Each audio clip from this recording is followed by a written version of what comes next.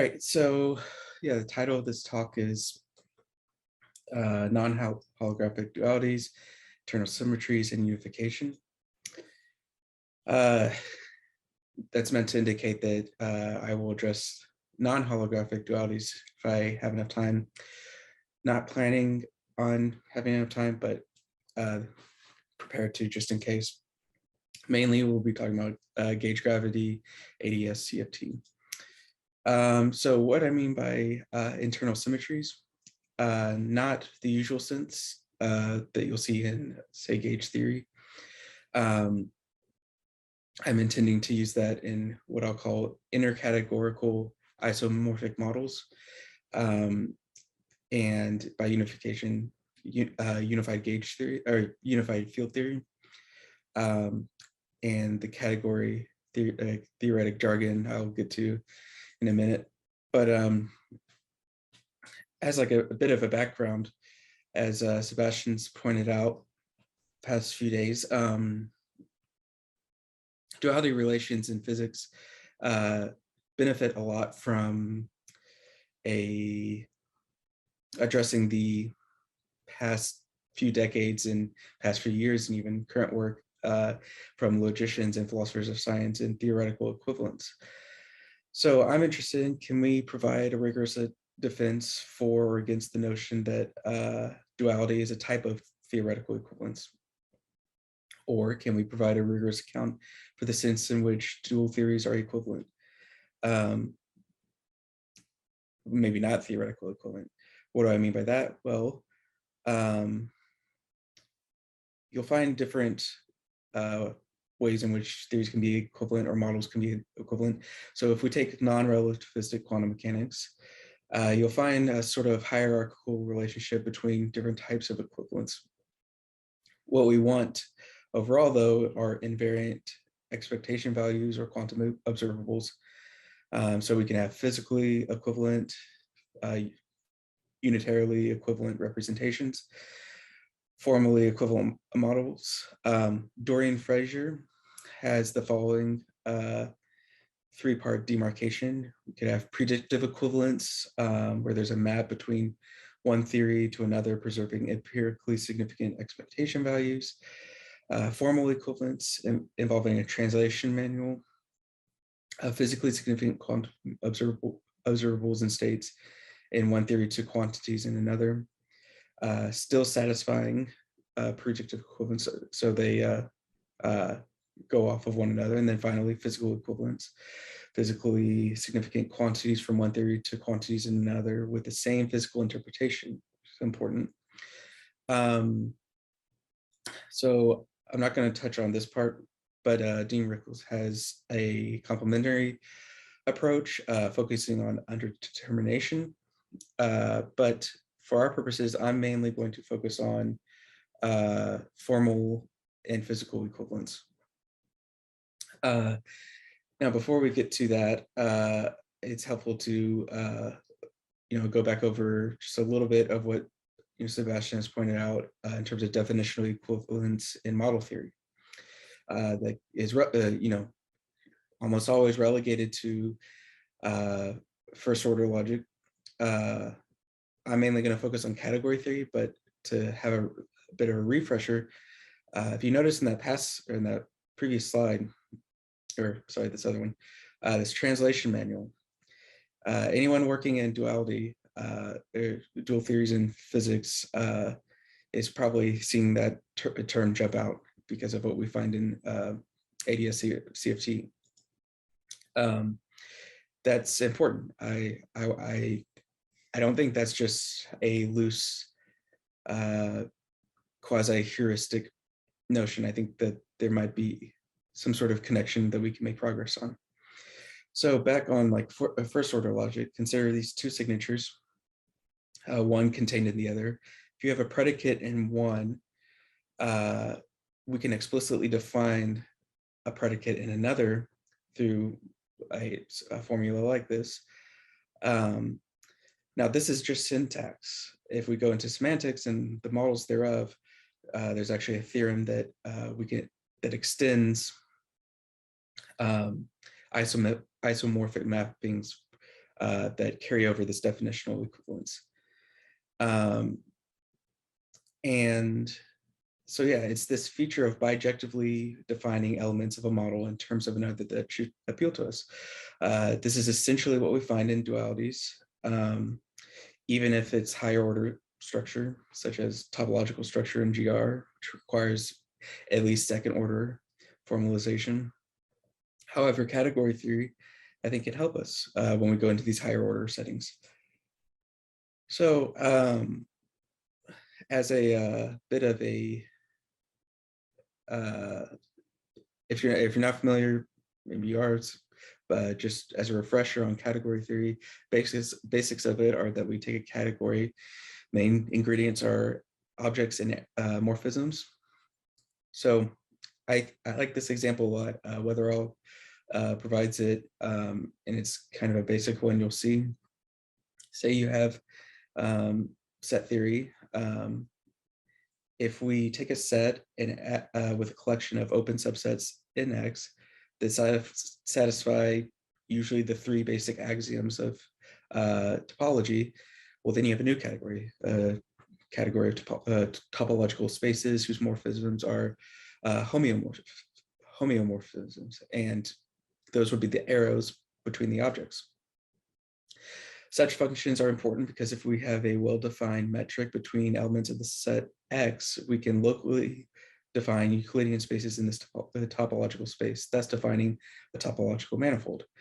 What I like about this is that it's easy to get to miss a lot of what's going on in category theory. By a lot of it seems a bit, it can seem speculative, or just, you could call anything a category, but it's a rigorous mathematical way of defining what we already have. So then you have functors that are structure preserving maps between categories. And this is where we kind of get into categorical equivalence. What we need is for a functor that forgets nothing. It these are formal definitions that I won't go into now, but basically full, faithful, and essentially surjective. So that's what you can have for a categorical equivalence. A way to see this in physical theories, well,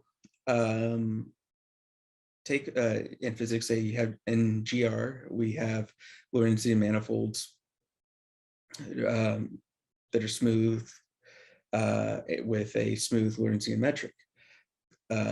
The arrows between which the morphisms would be diffeomorphisms. Those are the models of general relativity. We could call that a category. We have the objects, we have the arrows. Makes sense. So an interesting thing for categorical equivalence is between Lagrangian and Hamiltonian mechanics. Barrett has a wonderful overview of this in this paper, but these are just simple examples. Whereas categorical equivalence relates different theory formulations, say, one example is, your typical formulation of general relativity that I just went over, or you have another one in Einstein algebras. Those are different formulations. What I'm interested in are dualities as morphisms or arrows between models within a category of a unified field theory. So not relating to separate categories, but models within a single category. So so this quote by Weatherall I endorse and want to go off of. There are two senses of equivalence under discussion. One is a relationship between theories or formulations of theories, while the other is between models of a single theory. I'm going to suggest that we identify duality with the second case. So I'd like to provide even better reason to go down this route. So suppose we stop short of saying that dualities relate distinct theories through isomorphic models. The problem with this, with only saying this, is that isomorphism is underdetermined. More specifically, without a category theoretic framing, the formal mappings between theory models are under determined relation. And without clarifying the category of these models, you can always ask isomorphic in terms of what? Any mathematical structure, you have two of them, or two mathematical structures, and you ask me, are they isomorphic? A mathematician's always going to ask, isomorphic in terms of what? And it's difficult to provide a rigorous sense in which two theory models of distinct categories are isomorphic, seeing that what counts as a morphism between models is relative to a particular category. However, this is what I'm arguing for. If we have models, the models are under a unified theory, it makes more sense.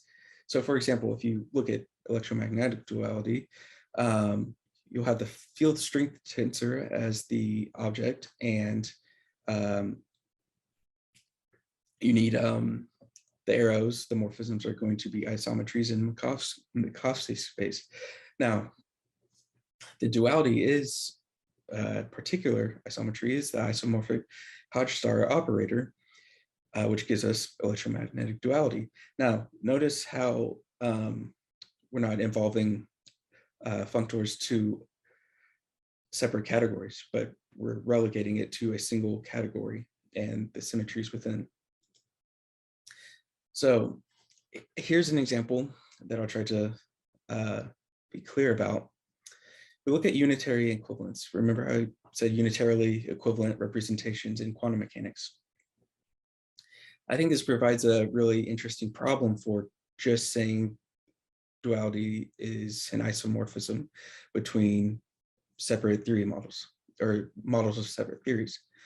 So, I mean, here we have, you know, what we're all familiar with, how you would typically quantize a classical system. So you have a classical Hamiltonian, the phase space. You can quantize it, you get the canonical observables with the canonical commutation relations. We introduced these unitary operators that are also the Weyl operators, or Weyl relations with the Weyl operators at the bottom. Now, what's important is that as we go on, take a Hilbert space with an irreducible representation of these relations to satisfy this, and you get a C-star algebra. You do the same again. Anyways, what you get is a bijective mapping that's a particular isomorphism. And finally, we have this relationship, or this conclusion at the bottom. You know, our if every bounded operator A satisfies the following, that of those unitary operators, U is a unitary operator. Okay, so where does this leave us? The significance of this should not be missed. If they are unitarily equivalent, following from those operators, the two quantum theories will be physically equivalent. So suppose that the unitary operator goes from a Hilbert space to the space of square integrable functions. Well, this is the famous Stone von Neumann uniqueness theorem, where in every regular representation of a Weyl algebra for some finite dimensional Hilbert space is unitarily equivalent to the Schrodinger representation from standard quantum mechanics. I mean, this goes back to the standard problem in interpreting, like which interpretation, not the measurement problem, but the like which account of, or which way to say, do we take the Schrodinger account? Do we take the Heisenberg account or representation? Well, remember, we have a formal proof that that relates the two, that they are equivalent. But this is, we have to be clear here. These are isomorphic relations relative to C-star algebras. So they're conditioned on formal structures within a category of models. And moreover, this only applies to finite dimensional Hilbert spaces, the reason being that it breaks down in quantum field theory. So this restricts us to non-Lorentzian space-time manifolds. And if you look at quantum field theory, you have unitarily inequivalent representations for physical systems. You look at the Hagg's theorem and a bunch of others in algebraic quantum field theory, we have inequivalent representations.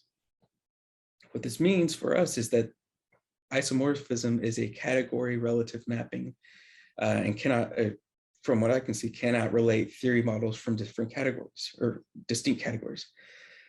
Isomorphic models can, however, obtain in a category of models for a unified theory. So now, well, let's get to what we're all interested in. So the type of holographic duality gauge gravity that I'm interested in ISSPP is type 2B string theory on compactified ADS5 cross S5, and then relating it to supersymmetric Yang Mills. So this is probably a review, but it's important to go through the logic of how we get there, because my whole point is to connect what we just outlined with category theory with inner categorical isomorphic models and see if we can do it here. So if we have, if we stack parallel D-branes, we'll get this metric, which has a super gravity solution. Of course, when you go to the near horizon limit, take R to 0, that gives us an ADS metric, which is very important. If you take R to infinity, you get a flat 10-dimensional Minkowski space. So in the near horizon limit, you have gravity, and then you take it to infinity, you have something that's going to look like the conformal theories we're interested in. That's if you take the closed strings perspective. Open strings, you do the same thing, stack in parallel D-branes. Then you have the Dirac-Born-Enfeld action, which the specifics of these metric pullbacks aren't important here. But what is important is that if you, when you take the low energy limit, again, just like we did before, you take it with open strings, you of course get the n equals 4 super Yang Mills. If you identify the couplings. So, I mean, going a little bit further, I mean, it's almost there. I mean, you basically have it right there, but if you, what we're usually interested in when we do gauge gravity is relating the operators and fields. You can't have states in a conformal field theory. You can't have an S matrix in a conformal field theory, but you can have operators. And so the marginal operator in a conformal theory is going to change the coupling constant. And this coupling constant, if you look up at tau at the top, is related to the string coupling constant, which is going to determine the dilaton expectation value and boundary value. So that's the relation, and it shows right at the bottom when you have this action and this partition function at the bottom, which we've seen throughout the week. I mean, this is how we related it. Now, so that's where how we get there, and there's those two main components of the D-brane analysis, and then right here with the coupling constants. Now, here's where I'm interested. So here's the AES CFT correspondence. What would a categorical framing of this be like? What I am supposing is that we would formulate it in such a way that the supergravity dynamics are invariant in a maximally symmetric Lorentzian manifold with a possible mapping of models to other models with an asymptotic behavior at infinity represented as a conformal field theory correlation function. Now, we already know the ingredients. We're going to need a suitable object to represent this, and suitable mappings that keep the dynamics invariant, and leave open the possibility that one of these mappings, or at least one of these mappings, is going to map to asymptotic behavior at infinity. That's where I have. I mean, this is my dissertation project, and that's where it leaves me now. I'm open to whatever suggestions and comments you have, but that's where I have it now and how I'm thinking through things.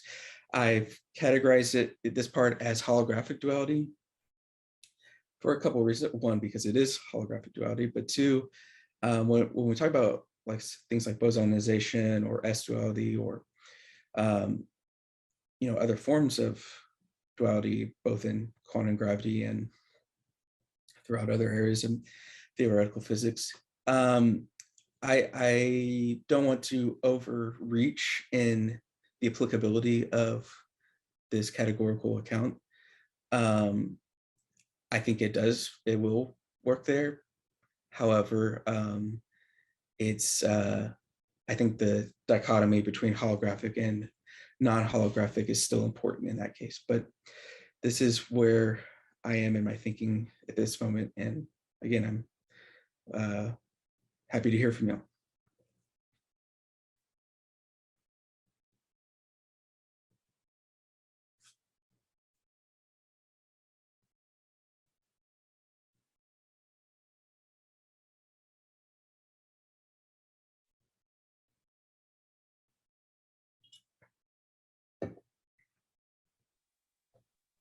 Excuse me, you are muted over there.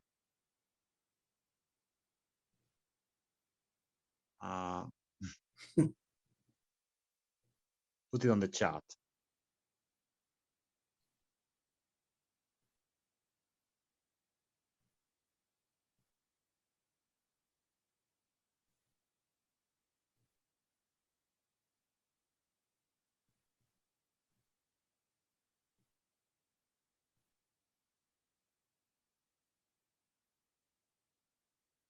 Sorry, my bad. Forgot the mic was muted.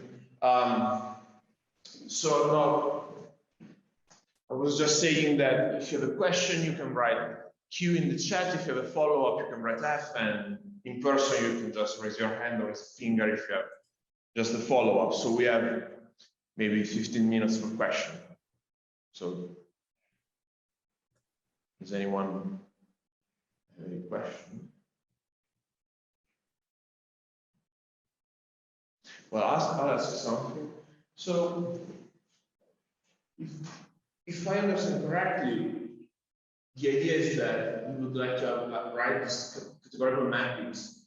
So you would like to have some morphism between in a single category between some kind of supergravity model and something that can be represented in terms of CFT correlation functions, right? And so I was wondering why exactly do you think that it is so crucial to have morphism is a single category and not maybe something like, because you maybe dismissed at the beginning using something like definitional equivalence. And for understandable reasons, but maybe you could use some exceptional definitional equivalence, such as something like Morita equivalence that Hans Halvorsen is working on that. Mm-hmm. And that might be more promising than equivalence between categories, not an equivalence within a category. To get some traction on these ideas, because it seems so much easier to formulate both CFTs and supergravity as categories instead of objects in a single category. Maybe. Right.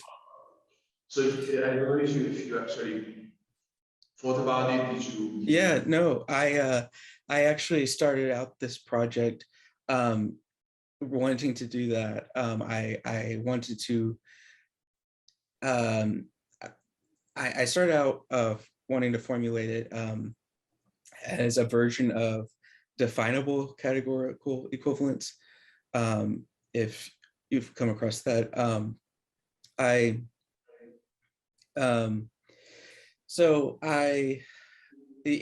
mean, when I saw definitional equivalence a while back, and I was like, you know, this looks something like that could be generalized to dualities, and then definable categorical equivalence took that further. Even if that's taken out, like I still would have thought that, you know, these are two separate categories, like it wouldn't make sense until like the more I thought about T duality and electromagnetic duality, it didn't make sense to me to it seemed more difficult to keep them as separate categories, because these seemed like inner symmetries within one category of one theory. And if you if you look at it, made sense all the more if you look at electromagnetic duality, because these were two separate theories. These were two separate phenomena. And under a unified field theory, it made sense. It was possible to have internal mappings between these models. And so my thinking from there is like, although this is a lot more advanced, a lot more complicated, it seems like something that could, and I think will, work out with holographic dualities and gauge gravity. So, well, I'll just show myself that. So I think you see the point. Like, I do see your point in the case of something like electromagnetism. So then you're something reasonably clean, like a watch star operator, and you implement that as a morphism in your category. But so this is maybe where I'm less sure that holographic duality is sufficiently analogous to what's going on in electromagnetism that you can have such a clean representation as a morphism. Mm-hmm. So the idea would be like this. So, well, for once, I would say that it seems that, like, I'm not even sure that I have any idea as to how to formulate a category for a theory of magnetism and a category for a theory of electromagnetism of electricity that I then can relate through some kind of categorical equivalence. And so in that case, it seems very reasonable to use to just put everything in a single category and look for a unified field theory. And I think that something similar can probably be said about maybe T duality, even if it's maybe there is a little bit more ambiguous. But in the case of the ISSPP, I do know how to formulate both theories as separate categories. With the CFT, it's the usual formulation. Maybe you want to use some kind of factorial formulation, you want to use some kind of an algebraic formulation, and even with supergravity, we don't know the quantization, but we can at least formulate the quantization perturbatively and use category theory to study that. There's some kind of perturbative algebraic formulation. And this seems to be reinforced in this sense that while, as far as I know, most mathematically precise formulations of, well, electromagnetism, they're all formulated in terms of unified field theory.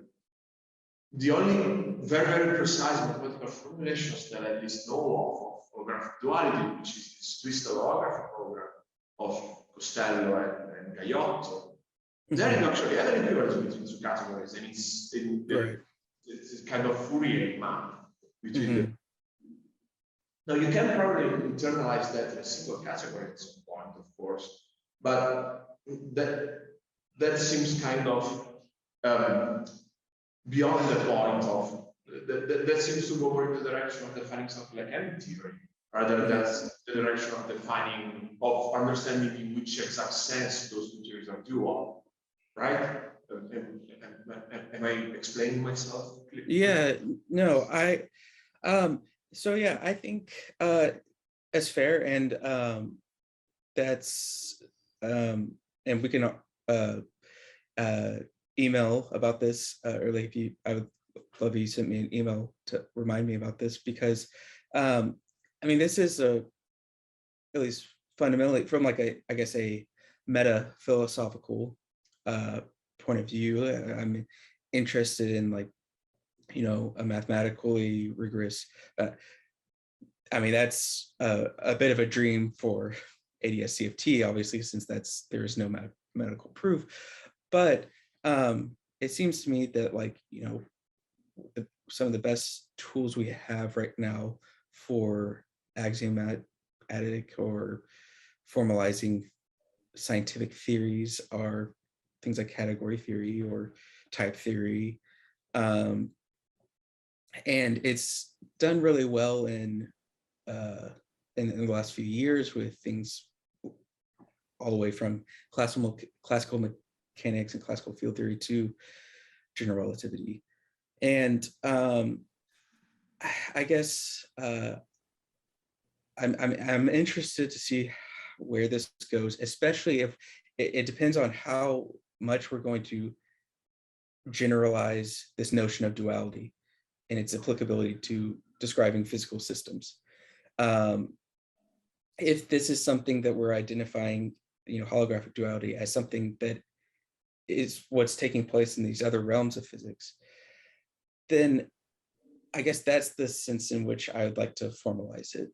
If it's something different, you know, then yeah, like I think it's obviously this categorical formulation wouldn't make much sense. But if it is a more general aspect of what you find in physics, then I think this makes more sense to or like go down this sort of route, if that makes sense. Yes. Yes. Okay. Okay. So maybe a short question. So I think it's like an interesting project.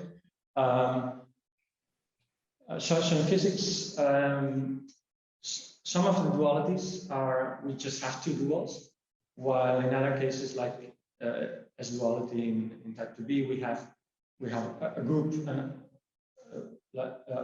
of duals like SL2Z group.